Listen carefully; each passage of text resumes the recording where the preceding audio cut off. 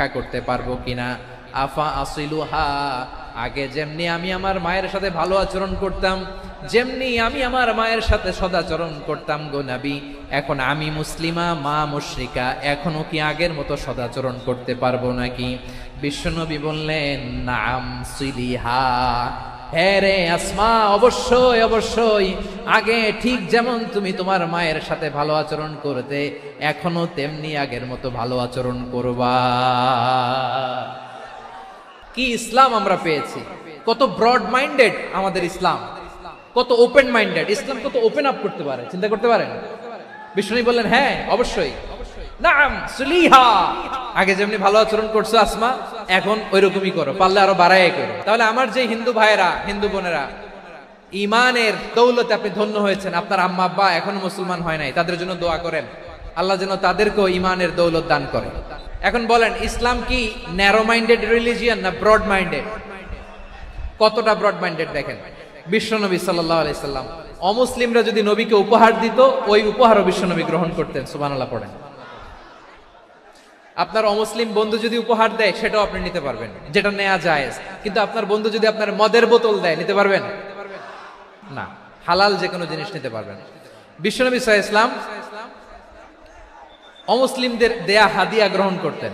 কেমন নবী ছিলেন! আমার নবীরে চিনে নেন, আমার নবীর অ্যাটিটিউড জেনে নেন। বিশ্বনবী সাল্লাল্লাহু আলাইহি ওয়াসাল্লাম যখন কোন জনপদে যেতেন, তিনটা অপশন নিয়ে যেতেন। এক নাম্বার অপশন, আসলিম তাসলাম। নতুন এলাকায় গেলে বলতেন আসলিম তাসলাম, ইসলাম ধর্ম গ্রহণ করো, শান্তিতে থাকবা, আমার ভাই হয়ে যাবে, আমরা ভাই ভাই। ইসলাম মানো, আমরা ভাই ভাই। যদি বলে না ইসলাম মানবো না, ওকে, অপশন নাম্বার 2, মুসলিম হওয়ার দরকার নাই, লা ইকরাহা ফিদ্দিন, ইসলামে কোনো বাড়াবাড়ি নাই। খ্রিস্টান আছো থাকো, বৌদ্ধ আছো থাকো, ইহুদি থাকতে চাও থাকো, কিন্তু আমরা যেহেতু রিজিওনাল সুপার পাওয়ার, আমাদের আন্ডারে থাকো, ট্যাক্স দিয়া থাকো, এটার বলে জিজিয়া। আলেম যারা আছেন বুঝবেন, এটার আরবিতে কি বলে? জিজিয়া। You pay us the tax, we will give you the security. তোমরা ট্যাক্স দিবা, আমরা সিকিউরিটি দিব, আমাদের আওতায় থাকবা, কেউ তোমাদেরকে আক্রমণ করতে পারবে না, আমরা নিরাপত্তা দিব। সুবহানাল্লাহ বলেন। ট্যাক্স দাও, আমরা সিকিউরিটি দিব না, এটাও মানি না। বিষ্ণু বলেন, তাহলে তলোয়ার আমাদের আর তোমাদের মাঝে ফয়সালা করবে। মুসলিমও হবা না, ট্যাক্স দিবা, নিরাপত্তা দিব, আমাদের, আমরা সুপার পাওয়ার, আমাদের আন্ডারে থাকবে, এটাও না। তাহলে তোমাদেরকে তো আমরা বিশ্বাস করতে পারি না, কখন না কখন বিশ্বাসঘাতকতা করো, কার সাথে মিলে হাত মিলাও, তলোয়ার আমাদের মাঝে ফয়সালা করবে। তখন তিনি জেহাদের সশস্ত্র সংগ্রামের ঘোষণা দিতেন। সুবহানাল্লাহ পড়েন। দেখেন, পশ্চিমারা জেহাদকে এইভাবে চিত্রায়িত করে না। ওরা জেহাদ বলতে বুঝায় তলোয়ার, হাত কাটো, গলা কাটো, না। জেহাদ সশস্ত্র সংগ্রাম 3 নম্বরে। অধিকাংশ ক্ষেত্রেই বিশ্বনবীর সুন্দর আচরণ দেখে, আরে আমার নবীর যে নুরানি চেহারা, অনেকে তো কেবল সিরেফ চেহারাটা দেখেই কালিমা পড়ে মুসলমান হয়ে গিয়েছে। যারা মুসলিম হয় নাই, তারা তাদের ইসলামী বলবৎ ছিল, ট্যাক্স দিয়ে ইসলামের আন্ডারে ছিল। যারা এটাও মানে নাই, ওইটাও মানে নাই, তাদের বিরুদ্ধে জেহাদ। বিষ্ণু ইসলাম 7ম হিজরিতে যখন খায়বার বিজয়ের পরে ইসলাম রিজিওনাল সুপার পাওয়ার হিসেবে আত্মপ্রকাশ করলো, বিশ্বনবী চিঠি লিখলেন অন্যান্য সুপার পাওয়ারের কাছে, রাষ্ট্রীয় চিঠি। রাষ্ট্রীয় চিঠি লেখে এক রাষ্ট্রপ্রধান আরেক রাষ্ট্রপ্রধানের কাছে। এই যে 24-এর ছাত্র নাগরিক অভ্যুত্থানে,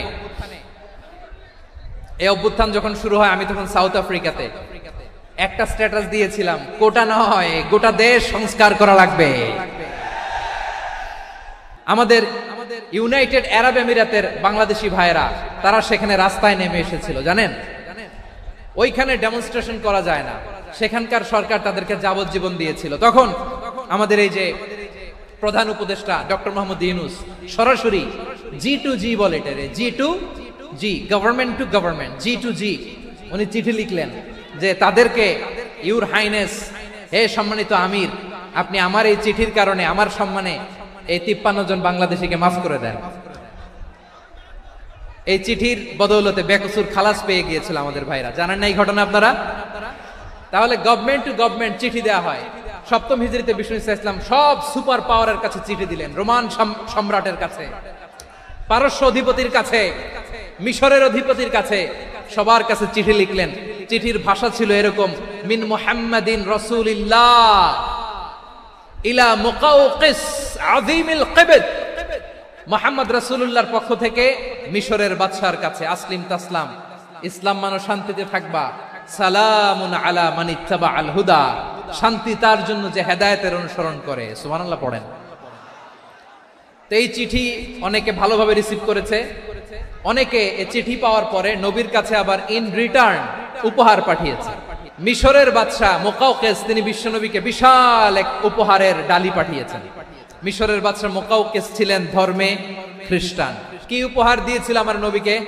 1000 স্বর্ণ, 2টা খ্রিস্টান দাসী, একজনের নাম মারিয়া বিনতে শামউন আল কিবতিয়া, আরেকজনের নাম সিরিন বিনতে শামউন আল কিবতিয়া। একজন খ্রিস্টান দাস 20 থান কাপড় জামা বানানোর জন্য, আমরা নবী যেন সেলাই করে জামা বানাতে পারে এজন্য 20 থান কাপড়।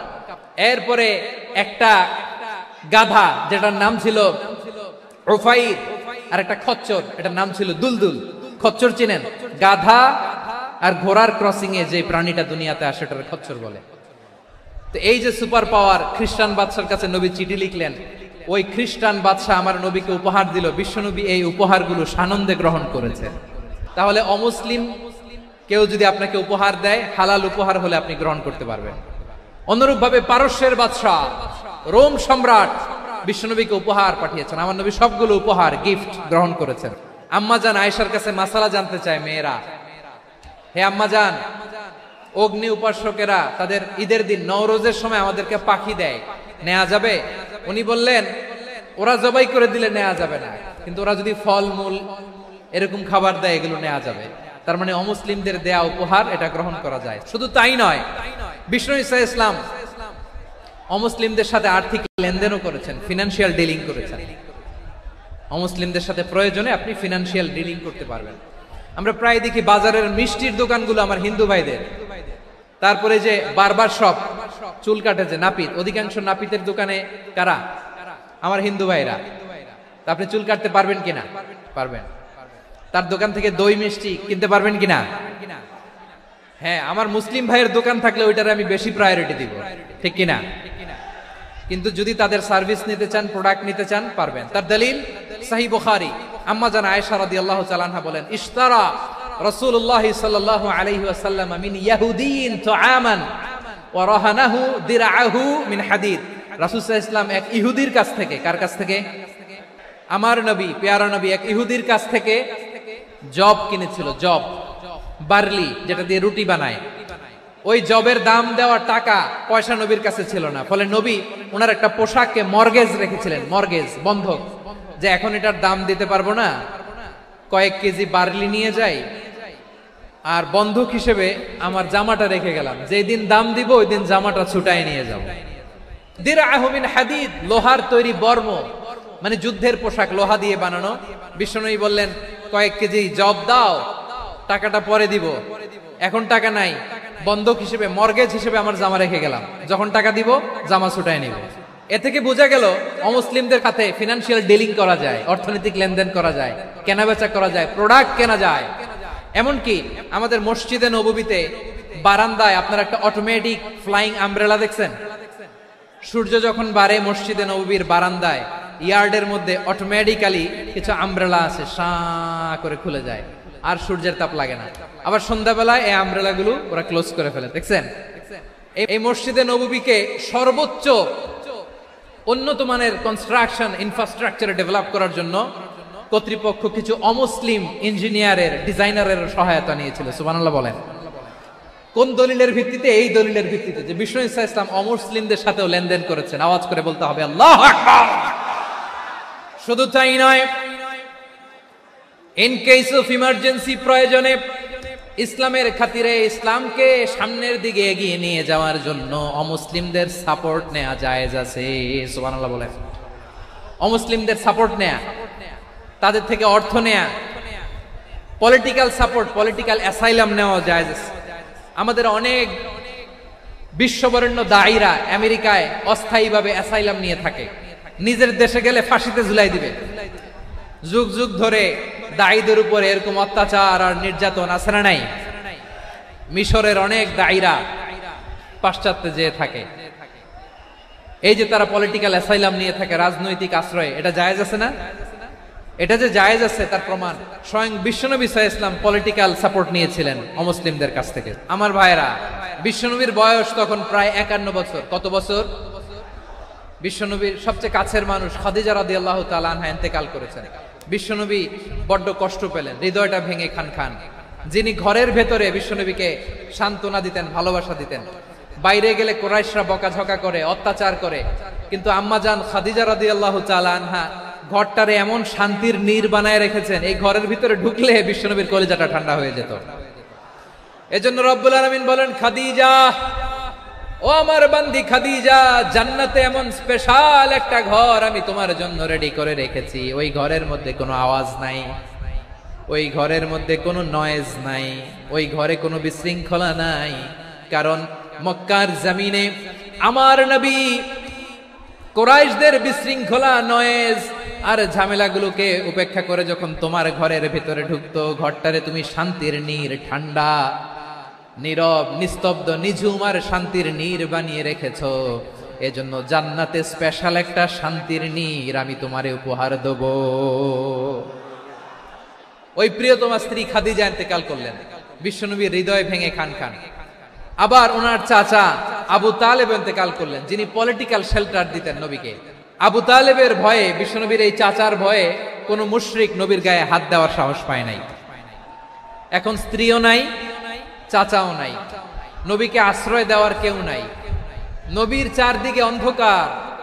নবী এখন কই যাবেন? আমার পেয়ারা নবী নতুন স্টেশন খুঁজতেছেন, নতুন দাওয়াতি প্ল্যাটফর্ম খুঁজতেছেন। তিনি যায়েদ বিন হারেসা রাদিয়াল্লাহু তাআলা আনহুকে নিয়ে মক্কার পাশের একটা নেইবরিং সিটি তায়েফে চলে গেলেন দিনের দাওয়াত দেওয়ার জন্য। নাকি জমি কিনতে গেছিলেন? দুনিয়ার যশ খ্যাতির জন্য, নিজের কোনো লাভের জন্য? তায়েফবাসীদেরকে জাহান্নামের আগুন থেকে বাঁচানোর জন্য। আওয়াজ করে বলতে হবে ঠিক কিনা? বিশ্বনবী বিশাল মরুপথ, পাহাড়ি পথ পাড়ি দিয়ে তায়েফের মরুজমিনে গেলেন কোরআনের দাওয়াত নিয়ে, ইমানের দাওয়াত নিয়ে। কিন্তু তায়েফের লোকেরা বিশ্বনবীর দাওয়াতকে শুধু প্রত্যাখ্যান করেই থামে নাই, তারা বিশ্বনবীর সাথে অত্যন্ত খারাপ আচরণ করেছে। বিশ্বনবীকে শারীরিকভাবে হেনস্থা করেছে, আমার নবীকে শারীরিকভাবে অত্যাচার করেছে, আমার পেয়ারা নবীর গায়ে পাথর মেরেছে, বিশ্বনবীর গা বেয়ে ঝরঝর করে রক্ত ঝরেছে, নবী জামিনের মধ্যে লুটিয়ে পড়েছেন, আবার মেরেছে, আবার নবী হাঁটতে শুরু করলেন, পেছন থেকে আবার মেরেছে, আবার নবী রক্তাক্ত হয়ে জামিনের মধ্যে লুটিয়ে পড়লেন, আবার মেরেছে। বিশ্বনবীর মতো এত সুশ্রী মানব, বিশ্বনবীর মতো এত শুভ্র মানব, বিশ্বনবীর মতো এমন চমৎকার দেহাবয়ব দিয়ে রব্বুল আলামিন কাউকে বানান নাই। এরকম চমৎকার মানুষটাকে তারা তায়েফের ওই জমিনে রক্তাক্ত করেছে। বিশ্বনবী দুনিয়ার কোনো স্বার্থের জন্য সেখানে যান নাই, নিজের কোনো লাভের জন্য, প্রাপ্তির জন্য যান নাই, তায়েফবাসীদের জাহান্নামের আগুন থেকে বাঁচাতে গিয়েছেন। খেয়ে না খেয়ে দ্বীনি প্রচারের কাজে নিজেকে দিয়েছ বিলিয়ে, তায়েফের কাফিরেরা চিনল না সে আলো, দুষ্ট ছেলেদের পিছু দিল লেলিয়ে, পাথরের আঘাতে ক্ষত বিক্ষত হয়ে সারা শরীর থেকে রক্ত ঝরে। হে রাসূল তোমাকে ভুলি আমি কেমন করে, হে রাসূল তোমাকে ভুলি আমি কেমন করে। পারেন না আপনারা? ধরুন আমার সাথে। হাজার ব্যথা বেদনার পরে ফিরে আসনি তুমি আপন ঘরে, দিনের আলো তুমি ছড়িয়ে দিতে, চলে গেলে মদিনায় মক্কা ছেড়ে। হে রাসূল তোমাকে ভুলি আমি কেমন করে, হে রাসূল তোমাকে ভুলি আমি কেমন করে। প্রিয় ভাইরা, তায়েফের ছেলেরা নবীকে রক্তাক্ত করলো। আমার নবী কই যাবে? কই যাবে? মক্কায় জায়গা নাই, তায়েফে জায়গা নাই, তায়েফ থেকে ভারাক্রান্ত মন নিয়ে আমার নবী মক্কায় ফিরে আসলেন। বিশ্ব নবী মক্কায় ঢুকতে পারেন না। মক্কার মরুভূমির দিকে তাকিয়ে, উপত্যকার দিকে তাকিয়ে বিশ্বনবী ধা ধা করে কাঁদেন, ঝরঝর করে। নবীর চেহারা মুবারক থেকে চোখের পানিগুলো বেয়ে বেয়ে পড়ে। আমার জন্মস্থান, আমার শৈশব, কৈশোর, যৌবন কেটেছে এই মক্কায়, আমার এলাকায় আমি ঢুকতে পারি না। বিশ্বনবী মক্কার অনতি দূরে দাঁড়িয়ে জায়েদকে পাঠালেন, জায়েদ যাও দেখো কেউ আমাকে সাপোর্ট করার মতো আছে কিনা, যাও অমুকের কাছে যাও। জায়েদ গেলেন, তারাও প্রত্যাখ্যান করে ফিরিয়ে দেয়। বিশ্বনবী বললেন যাও অমুক লোকের কাছে যাও, তিনিও প্রত্যাখ্যান করে ফিরিয়ে দিলেন। কেউ বিশ্বনবীকে আশ্রয় দিতে রাজি হয় না। নিজ জন্মভূমিতে বিতাড়িত বিশ্বনবী, সর্বশেষ বিশ্বনবী বললেন যাও মুতঈম ইবনে আদির ঘরে যাও। মুতঈম ইবনে আদি মুশরিক, তার কাছে যাও। গেলেন, মুতঈম ইবনে আদি রাজি হয়ে গেলেন। দেখেন অনেক বিপদের সময়ও আমি নিজে সাক্ষী, সামাজিক ভাবে, রাজনৈতিক ভাবে কত ঝঞ্ঝা, কত ষড়যন্ত্র, কত কনস্পাইরেসি পারি দিয়ে আমাদেরকে সামনে এগিয়ে যেতে হয়। এই শত্রুদের ভেতরেও একজনকে দাঁড় করিয়ে দেয় যে আল্লাহর কোরআনের জন্য রেডি হয়ে যায়। পড়েন সুবহানাল্লাহ। মুতঈম ইবনে আদি, আল্লাহ তার মনকে নরম করে দিলেন। মুতঈম বলে মুহাম্মদ আমি তোমাকে আশ্রয় দিব। তার দুই ছেলেকে পাঠালেন, যাও খোলা তলোয়ার নিয়ে, স্কট দিয়ে, গার্ড অফ অনার দিয়ে মুহাম্মদকে মক্কায় ঢুকাও আর বলো আমি আমান দেব। আমান কি দিব? আমান মানে সিকিউরিটি, নিরাপত্তা। সিকিউরিটি ছাড়া, আমান দেওয়া ছাড়া কেউ থাকতে পারতো না মক্কায়। দুই ছেলে বিষ্ণু ঈসা ইসলামকে নিয়ে আসলো। নবী কাবার চারদিকে তাওয়াফ করলেন, নামাজ পড়লেন। আবু জাহেল, উতবা, শাইবা, ওয়ালিদ ইবনে মুগীরা সবাই দেখে, কেউ কিছু করতে পারে না। কারণ মুতঈম ইবনে আদি ঘোষণা দিয়েছেন আমি মুহাম্মদকে আমান দিয়েছি, মুহাম্মদের গায়ে যেন কেউ স্পর্শ না করে। আওয়াজ করে পড়েন সুবহানাল্লাহ। নবীর এই বিপদ কালে মুহূর্তে মুতঈমের হৃদয়টারে নরম করে দিল কে? এই মুতঈম কি মুসলিম ছিল না মুশরিক? তাহলে মুশরিকের কাছ থেকে নবী পলিটিক্যাল অ্যাসাইলাম, আধুনিক রাষ্ট্রবিজ্ঞানের ভাষায় পলিটিক্যাল অ্যাসাইলাম যেটাকে বলে, রাজনৈতিক আশ্রয়, উনার আমান বা নিরাপত্তার এই ঘোষণায় তিনি মক্কায় ঢুকলেন। যতদিন নিরাপত্তা ছিল ছিলেন। মুতঈম যখন মারা গেল, বিষ্ণু ঈসা ইসলাম হিজরত করে মদিনায় চলে গেলেন। সুবহানাল্লাহ। কিন্তু মুতঈম যে বিশ্বনবীর উপকার করছে এটা বিশ্বনবী ভুলে নাই। আমাদের অনেকে আছে উপকার করার পরে আর খেয়াল থাকে না, এরকম আছে না নাই? আমার নবী ভুলে নাই। বদরের প্রান্তরে 70 জন কাফেরকে যখন বন্দী করে বিশ্বনবীর সামনে হাঁটু গেড়ে দাঁড় করানো হলো, বসানো হলো, 70 জন কাফের। কয়জন? বিশ্বনবী তাদের দিকে তাকিয়ে বললেন, সহিহ বুখারীর বর্ণনা, লাউ কানাল মুতঈম ইবনে আদি হাইয়ান সুম্মা কাল্লামানি হাউলাইন নাতনা লা তারাকতুহুম লাহু। বদরের প্রান্তরে 70 জন বন্দী কাফিরের দিকে তাকিয়ে আমার নবী বললেন, আজকে মুতঈম ইবনে আদি যদি বেঁচে থাকতো আর তোমাদের 70 জনের ব্যাপারে যদি মুতঈম এক বাক্যে একটা সুপারিশ করত, তার সম্মানে আজকে তোদের সবাইকে আমি মাফ করে দিতাম। বিশ্বনবী মুতঈমের এই সাহায্যের কথা বলে নাই। 70 জন মুশরিক হাঁটু গেড়ে বসা, নবী চাইলে এখনই এক্সিকিউশন অর্ডার দিতে পারে। তিনি বললেন আজকে যদি মুতঈম বেঁচে থাকতো আর মুতঈম যদি তোদের জন্য সুপারিশ করতে, এই আবর্জনাগুলোর ব্যাপারে সুপারিশ করতে, আমি মুহূর্তেই তোদেরকে এমনি মাফ করে দিতাম। শুধু তাই নয়, যাকে যে সম্মান দেয়ার আমার নবী দিতেন, হোক আস্তিক হোক নাস্তিক, হোক মুসলিম হোক অমুসলিম। রোমান সম্রাটের কাছে বিশ্বনবী যখন চিঠি লিখলেন মিন মুহাম্মদ রাসূলিল্লাহ ইলা হিরাকলা আযীমির রোম। মুহাম্মদের পক্ষ থেকে হিরাক্লিয়াসের কাছে, যিনি হচ্ছেন আযীমির রোম, এটা নবী নিজ থেকে বানায় লিখছেন অতিরিক্ত সম্মান দিয়ে। কোন রাষ্ট্রপ্রধান যখন আসে তাদেরকে আমরা কি বলি জানেন? তার নামের শেষে HE এটা লিখতে হয়, H.E. মানে হিজ এক্সেলেন্সি। কি লেখে? হিজ এক্সেলেন্সি অথবা ইউর হাইনেস, ইউর ম্যাজেস্টি। দেখেন বিশ্বনবী সাল্লাল্লাহু আলাইহি ওয়াসাল্লাম সব নবীদেরও নবী, তিনি একজন মুশরিক খ্রিস্টান সম্রাট রোমান সম্রাটের কাছে চিঠি লিখতে যায়, লিখতেছে ইলা হিরাকলা আযীমির রোম, হিরাক্লিয়াসের কাছে আমার চিঠি, যিনি রোমের আযীম, হিজ হাইনেস, মানে রোমের অনেক সম্মানিত এক বাহাদুর। আওয়াজ করে বলেন সুবহানাল্লাহ। তার মানে যাকে যে সম্মান দেয়ার এটা বিশ্বনবী দিতেন। এমনকি যেই ইহুদিরা ভালো ছিল, এই ইহুদিদেরও প্রশংসা করেছেন বিশ্বনবী মুহাম্মদুর রাসূলুল্লাহ সাল্লাল্লাহু আলাইহি ওয়াসাল্লাম। এক ইহুদির প্রশংসা করেছেন বিশ্বনবী। ইহুদির কার? আমি তো আমার ভাইয়ের প্রশংসা করি না, আমি তো এক আলেম আরেক আলেমরে স্পেস দেই না, আমি তো এক দায়ী আরেক দায়ীর সাথে বসতে চাই না। আমার নবী ইহুদির প্রশংসা করে। কার প্রশংসা? ওই ইহুদির নাম ছিল মুখাইরিক। সিরাত গ্রন্থ ঘাটলে পাবেন। তিনি বলেছেন মুখাইরিক খাইরু ইয়াহুদ, মুখাইরিক is the best of the Jews. জুইসদের মধ্যে সে সবচেয়ে ভালো। কেন প্রশংসা করলেন তার? এর কারণ মদিনা চার্টারে কথা ছিল সব ধর্মের মুসলিম, মুশরিক, ইহুদিরা মিলে মদিনাকে রক্ষা করবে। কিন্তু তৃতীয় হিজরিতে যখন উহুদের যুদ্ধ শুরু হলো, সবার কথা ছিল যেই আক্রমণ করে আমরা মদিনাকে বাঁচাবো। কোন শহরকে বাঁচাবো? মদিনাকে। কিন্তু কুরাইশরা যখন অ্যাটাক করলো, ইহুদিরা আর আসে না, ইহুদিরা আর বেরোয় না।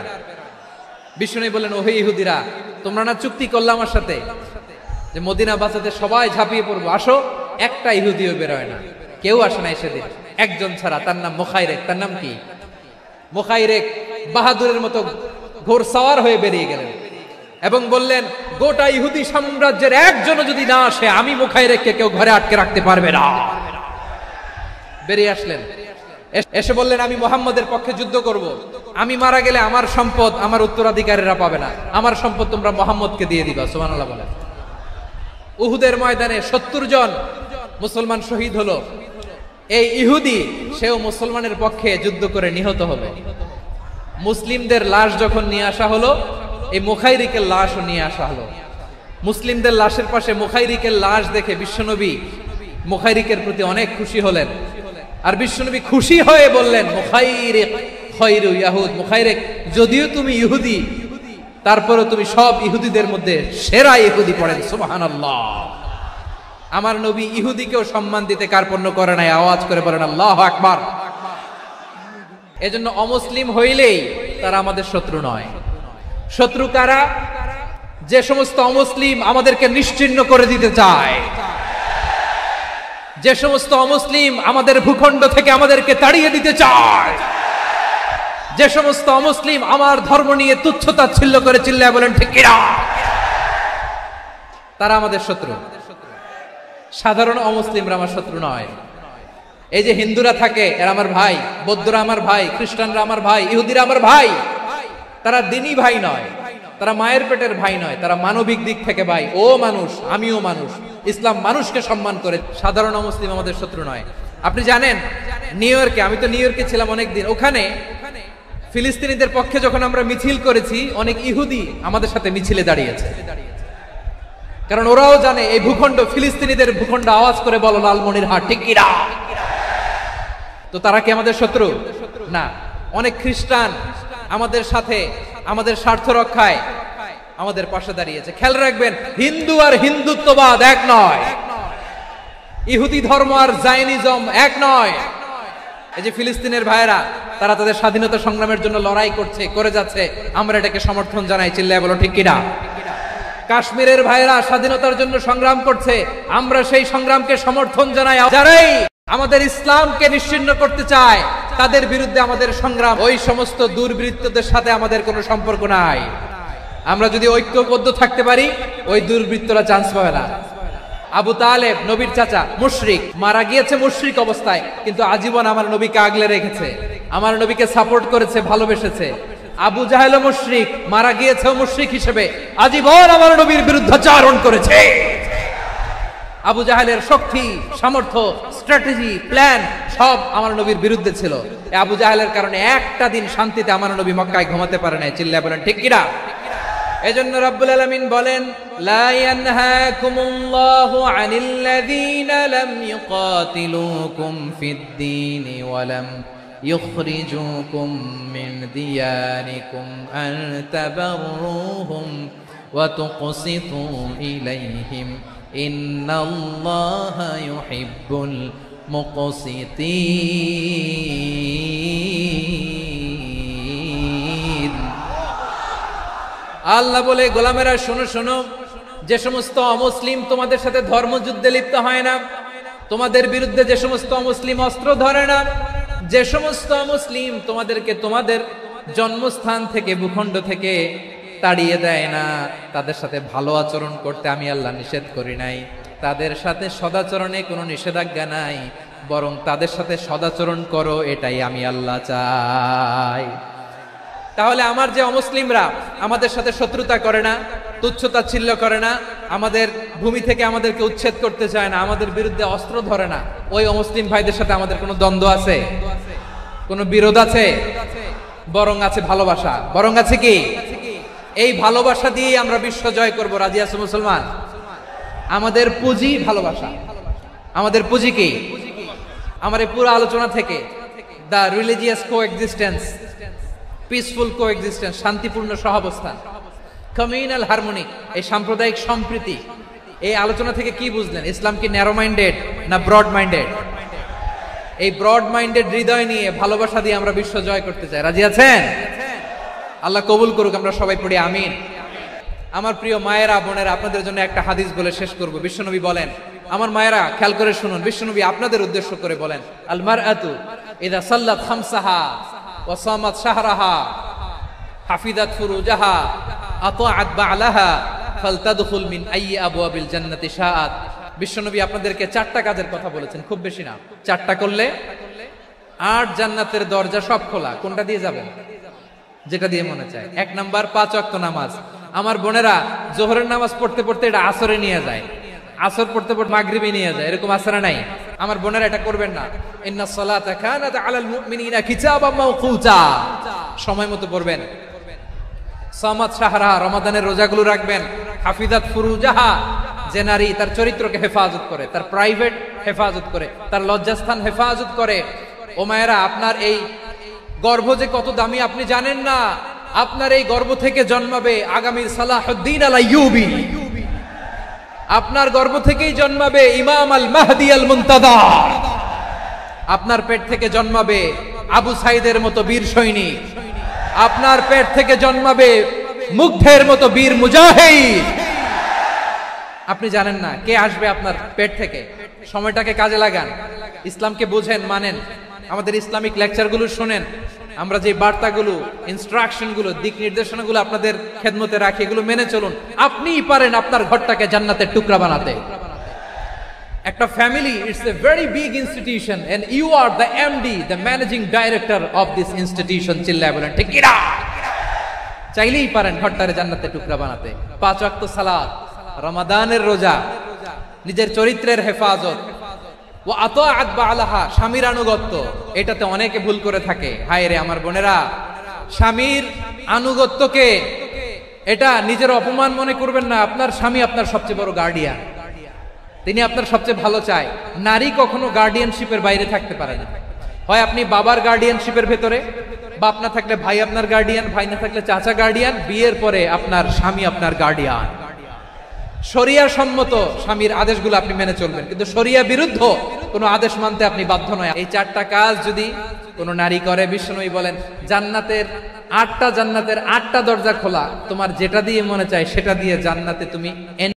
আল্লাহ রাব্বুল ইজ্জা ওয়াল জালাল তিনি ইরশাদ করছেন, ওয়ালা তাসুবুল্লাযীনা ইয়াদউনা মিন দুনিল্লাহি ফায়াসুবুল্লাহা আদওয়াম বিগাইরি ইলম কাযালিকা যায়্যান্না লিকুল্লি উম্মাতিন আমালাহুম সুম্মা ইলা রাব্বিহিম মারজিউহুম ফায়ুনাব্বিউহুম বিমা কানু ইয়ামালুন। রব্বুল আলামিন বলেন, গোলাম ও আমার ইমানদার বান্দারা, শোনো শোনো, লা তাসুবুল্লাযীনা ইয়াদউনা মিন দুনিল্লাহ ফায়াসুবুল্লাহা আদওয়াম বিগাইরি ইলম। ও আমার বিশ্বাসী বান্দারা, যারা আল্লাহকে ব্যতি রেখে দেব দেবীর পূজা করে, তোমরা খবরদার তাদের গালি দিও না। যদি ওই দেবতাদেরকে গালি দাও, তাহলে ভুলবশত, শত্রুতাবশত তারা তোমাদের রব আল্লাহকে গালি দেবে। ঠিক কিনা? তোমরা যদি তাদের দেবতাদের গালি দাও, ওরা রেগে তোমার আল্লাহরে গালি দিবে, তাহলে আল্লাহরে গালি খাওয়ানোর কারণ হয়ে গেলাম আমি। রব্বুল আলামিন বলেন, খবরদার দেবতাদেরকে গালি দিও না, তাহলে ওরা তোমার রব আল্লাহরে গালি দেবে।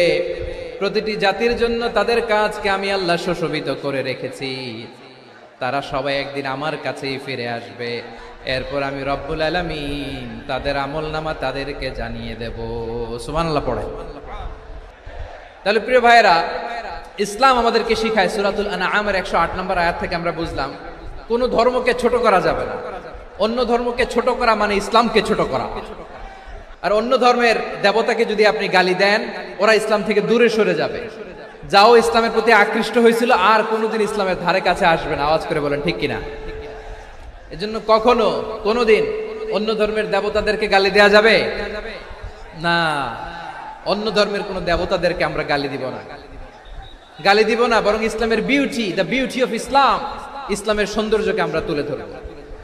বাংলাদেশের অভ্যন্তরে রাজনীতিতে যে একটি পরিবর্তন অবিসম্ভাবী, সেটা কিন্তু ছাত্র জনতার গণ অভ্যুত্থান পরবর্তী সময়ে ছাত্র জনতা সেটা দেখিয়ে দিয়েছে।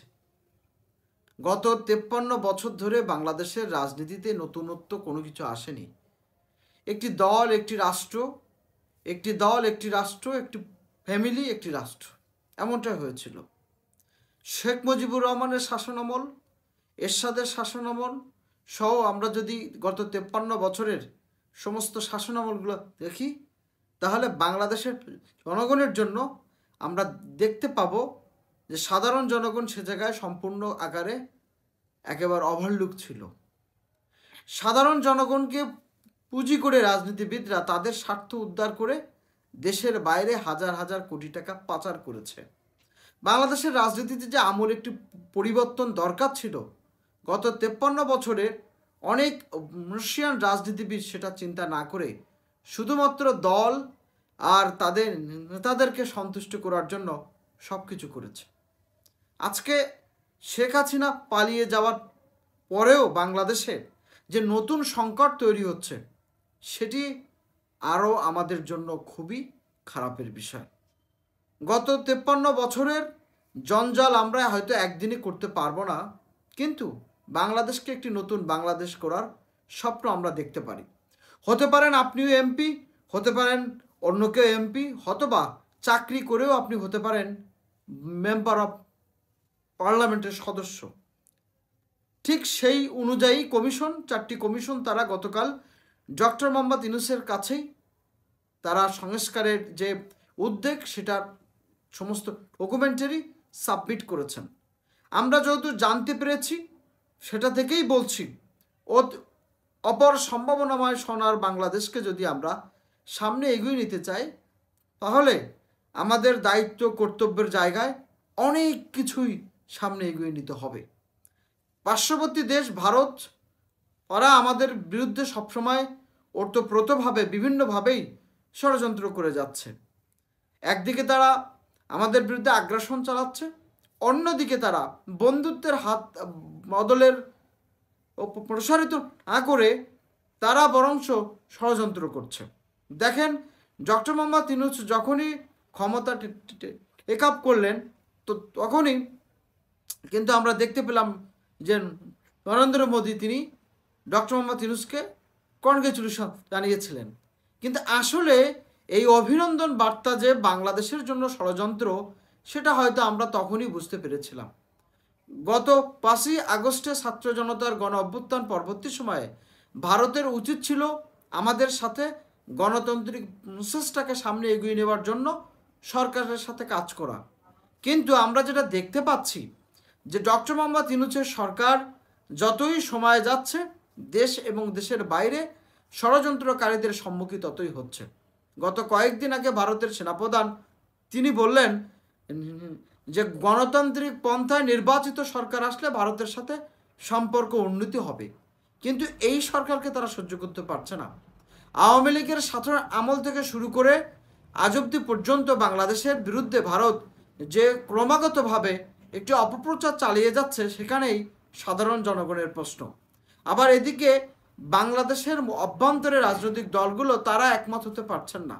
জুলাই গণ অভ্যুত্থানের ওপরে খসড়া করার কথা বলে যারা ছাত্র গণ অভ্যুত্থানকারীরা তারা বলেছিল জুলাইকে একটি ঘোষণাপত্র দিতে। এখন বিএনপি সহ 12 দলীয় জোট এবং তারা অনেকেই বলছে গত 16 বছরের আন্দোলনকেও তারা চায় একটি একটি বিপ্লবী আন্দোলন হিসেবে স্বীকৃতি দিতে। কিন্তু আসলে এই স্বীকৃতি দেওয়ার মাধ্যমে কি আমাদের বাস্তবিকতে কোনো পরিবর্তন আসবে? গত 16 বছর ধরে তো আমরা কোনো পরিবর্তন আনতে পারিনি। তাহলে রাজনীতিবিদদের কাছে সাধারণ জনগণ কি যেতে পারে? যদি সরকার এটা ঘোষণাপত্র দেয়, তাহলে যে ডক্টর মোহাম্মদ ইউনূসের সরকার কমিশন গঠন করে যে সংস্কারগুলো আনছে, সেখানে কি সকল দল ঐকমত পোষণ করবে, নাকি শুধুমাত্র জনগণের প্রতিশ্রুতি দিয়ে জনগণকে গত 53 বছর ধরে যেভাবে একটি ঠাট্টা মস্করা করা হয়েছে সে জায়গায় যাবে? জনগণের প্রশ্ন, আগামীর বাংলাদেশ নির্মাণের ক্ষেত্রে এই রাজনীতিবিদ যারা আছেন, রাজনৈতিক দলগুলো, তারা কোন দিকে যাচ্ছে?